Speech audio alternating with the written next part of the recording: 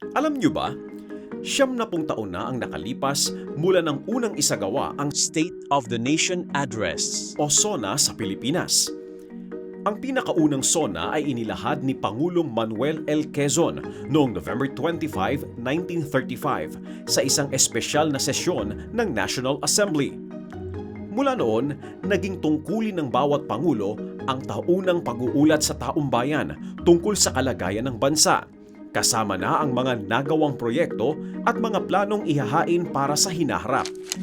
May mga panahong hindi rin naging pare-pareho ang petsa o lugar ng SONA.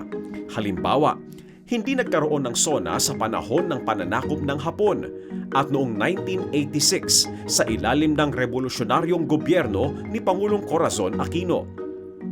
Iba-iba rin ang naging venue ng talumpati, mula sa Legislative Building sa Maynila na ngayon ay National Museum of Fine Arts, Malacanang at kahit sa isang ospital sa Amerika hanggang sa PICC, Quirino Grandstand at Rizal Park. Pero mula 1987 hanggang ngayon, ginaganap na ito sa Batasang Pambansa sa Quezon City tuwing ika-4 na Lunes ng Hulyo, alinsunod sa Saligang Batas ng 1987.